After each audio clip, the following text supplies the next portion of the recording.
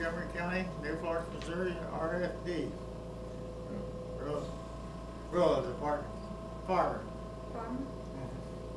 Got it on a farm.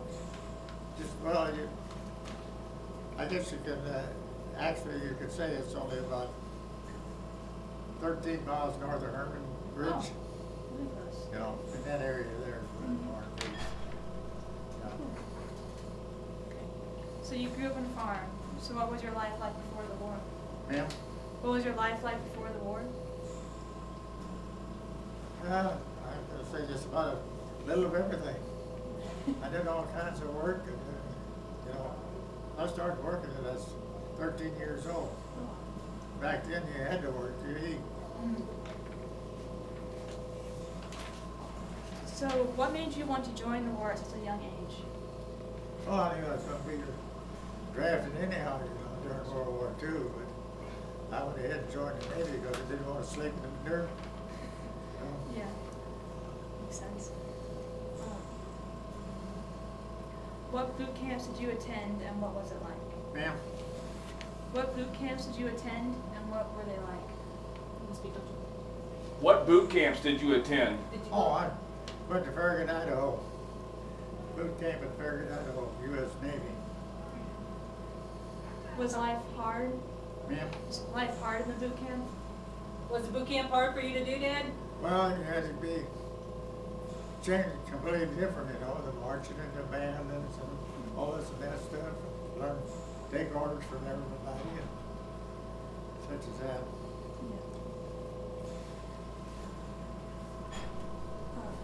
Did you have any relatives that you spent that was? Did you have any relatives that served with you in the war? Just my one brother. He never left the States. He's stationed in Clinton Highway. That's how come we got up the highway, because he was in the service up there. He married her up there. That's where we went to highway. So your parents and you guys, your parents moved up to Iowa because your brother was in the... No, His parents didn't. move. They didn't move? They just, you know, like myself, I was actually the only one that really went up there. That was because my brother Gene was pretty close together with his kids, you know. I see. He was only about 2.5 years older than I was. And he was signed up for the Navy, but he didn't pass the exam for the Navy. But he got drafted to the Army, and they put him in what they call limited service with him. He wouldn't go to overseas to war, you know, and he made a corpsman out of it for treating other soldiers, you know. She was kind of like a medic. Yeah. Hey, Dad, can I ask a question here? Yeah, of course. Tell them about the flag that all enlisted men's mothers got when you went to the war. The flag with the 2 stars, like for you and your brother. I don't know whatever happened to it. We have it. I have it. Oh, you got it. Yeah. Yeah, they had a deal that they hang in the window, star for each person who's in service, you know. And Mom and Dad could only have 2 because it's just me and my brother Gene. We still have that at home, so we should write that in. So you could, we can take a picture of it before I get it to you. That'd be nice. Appreciate that. So, your brother wanting to be in the Navy, did that influence you at all? No, he was in the Army. In the Army. But I mean, he enlisted in the Navy, but he didn't pass. Okay. And when I went to service, I took my physical in St. Louis. And he and his, at the time it was his girlfriend, his wife now, I was in an exam for the Navy. And we was kept at the, what they call a park hotel. And he was on leave. And he'd coming home for his first leave after he went into service. And he told his wife, he said, he knew a good place to eat. He said there's only a couple of blocks there from the railroad station there in St. Louis. And he said he come in there and he said he's looking around to see who all joined the Navy. Next thing I know, he jerked me off my chair, you know. And he couldn't believe I was going into the Navy. We got to have dinner with him at that time. And him and his wife, they come out to Montgomery City and they got married about a week after that deal there. Oh, So, oh wow. yeah. So where were you stationed in the war? Well, just about all over, I guess you might say. I went to Bergen, Idaho for boot camp. From Bergen, Idaho, I went down to San Francisco, California, and I was put into what they call a combat unit battalion for the U.S. Navy. They call it Cub 12. And took Marine training just same as a Marine. And I served in them until they busted up. But they broke up after we went overseas. And then I got put into the Navy service. I asked for sea duty, and I got put on this little old ship, Subchaser 722, out in the South Pacific. We was all over the South Pacific.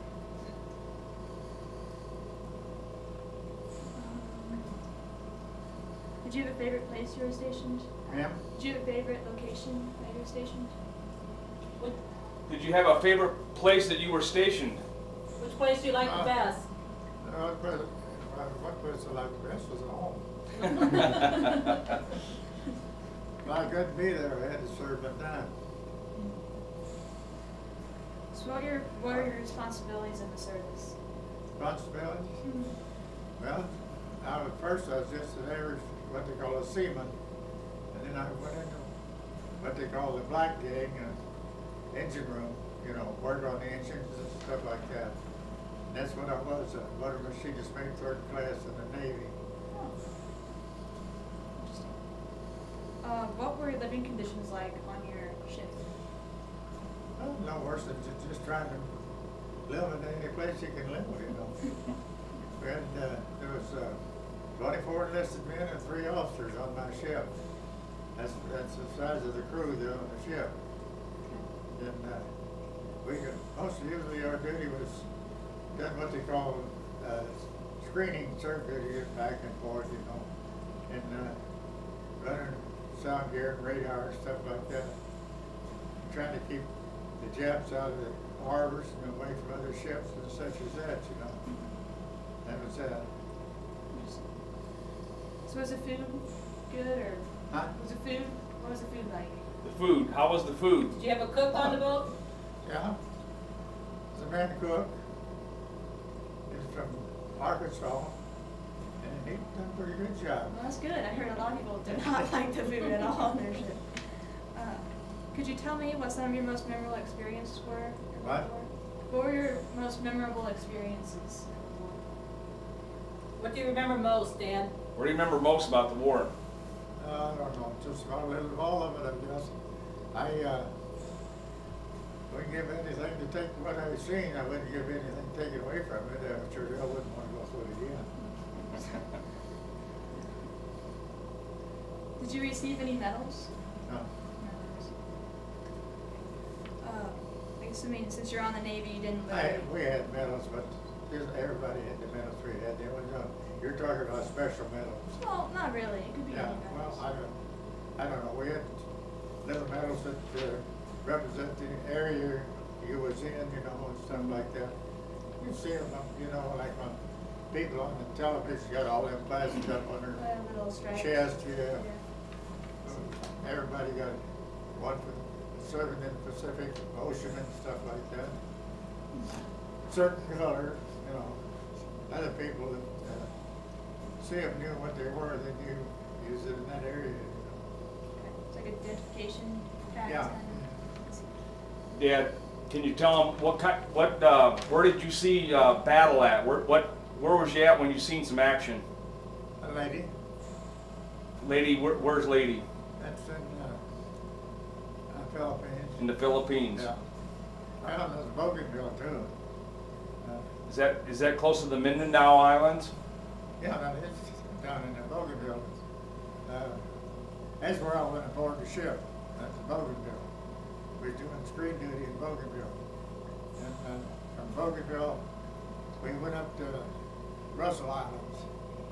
And the Russell Islands, then that's when Cut 12 broke up, and I got sent with another group. We went to the island Emeroo and took that island away from the Japs. And of course the Japs was gone by the time we got there. They heard we was coming and took off. And then I was there for about 2 months, or 3 months, something like that. That's when I asked for sea duty, and I got put aboard this little old ship. I got a picture of it, I don't know. I got that stuff at home, and it would have been a lot nicer if I could be at home, you know. I can show you a picture of that group there. Yeah. It's okay. My company class, you know, graduation and stuff like that. I got pictures about that. Oh. We had other people from around St. Louis, Washington, and such as that, in that same group. But I couldn't tell you who they were. I knew who it was. Everybody would, they'd ask you where you're from, and you're from like Union, they'd probably say it's from St. Charles or St. Louis or something like that, you know. Someplace where people would know, won't likely know what area, you know. What year was that about when you seen action? 19 and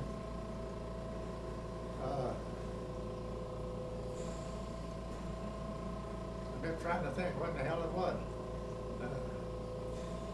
1943, and I think about April or May, something like that. I left the States in February 1943. Not 44, not 43. 44, 43 is when I joined the Navy. Okay.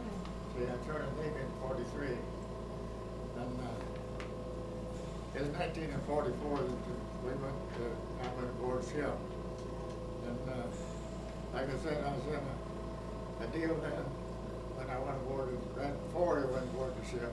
I was in, like I said, the Cub Unit, which is a combat unit battalion, U.S. Navy. See, they call it Cub. 12. And then it busted up on it. When we went to Emeroo, it busted up, and then went into a naval base, made a naval base there. And we had squadron and PT boats and other islands around, such as that, you know. But just, you know, keep trying to kill the enemy, that's all I can say, really. Yeah. So did you carry any of the liberated Jews on your ship at all? Or Anyone? whenever they liberated the concentration camps, you were hearing about that? She's talking about when they liberated any of the concentration camps, the Jewish people. Did you have any of those with you? No. I'm sure it's over there. All we had over there was native dude, black niggers. Oh, I'm sure. All the mountains, a lot of them. Dad fought in the South Pacific, and Yeah. that the liberation of the Jews came more with the army people in Europe. Yeah, that's okay. Can you tell me about receiving a Dear John letter? Tell us about that Dear John letter that you got when you was overseas. When'd you get your letter? Oh, that's from me. That's from my first wife. Did you get that when you was on the boat? Yeah. Yeah. Matter of fact, we was in New Guinea, and I got a letter that she was in the hospital.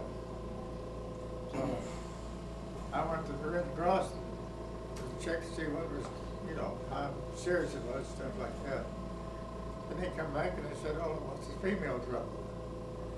Well, I accepted that because it's possible. And over through the years, I finally found out, but most likely, I have a feeling that our marriage license was never registered. Oh. And if your marriage license is not registered, you're not married regardless whether you are or not. So, anyhow, she married somebody else. And, So that was a shock, I bet. yeah.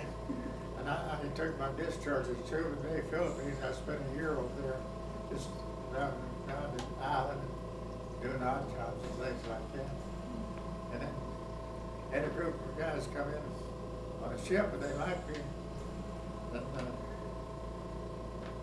I was running a tavern there, and they had them guys on the ship would come to my tavern and drink, you know.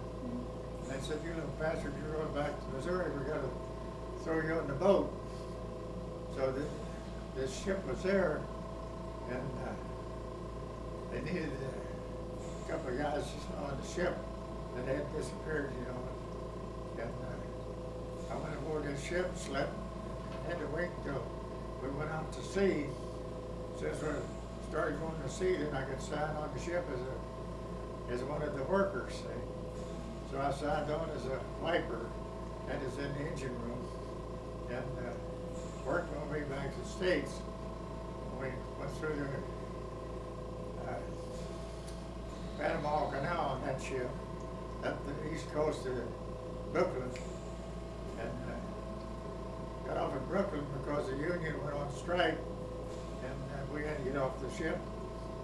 And me and my one buddy was out drinking, and I said, "I'm going to call home."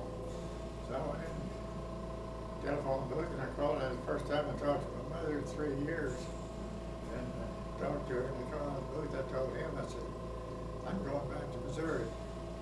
For a while, I planned on going back to sea again, see him. But then we got my papers all piled up, and I never got them. Serving in Merchant Marines, and so I come back to Missouri, and that's what happened. I got married, didn't have any kids. I'm sure proud of that thing.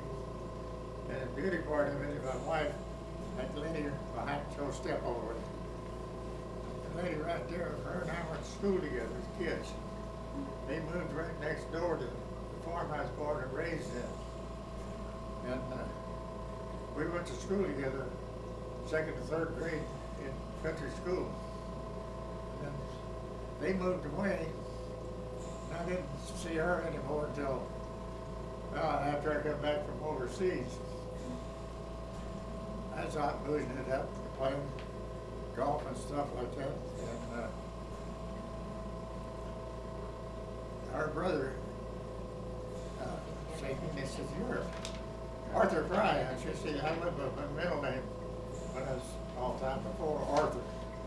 And, You can hold it, so show the camera. I, Just hold it so you can show the camera. Just hold it up.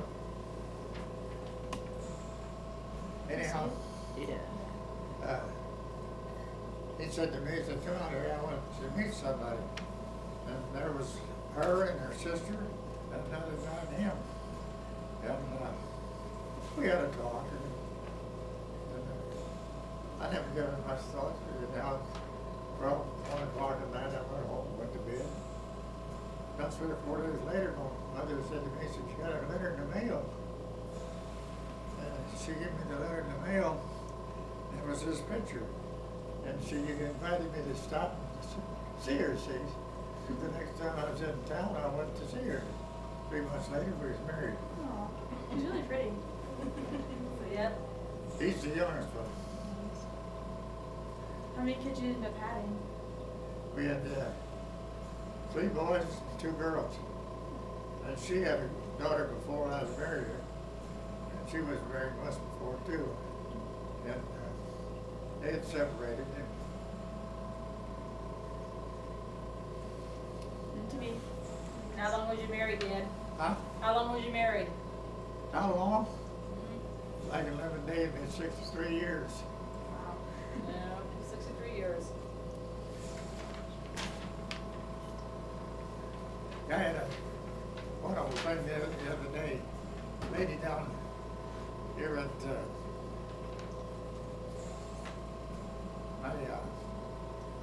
Jesus Christ. Doctor's appointment? Huh?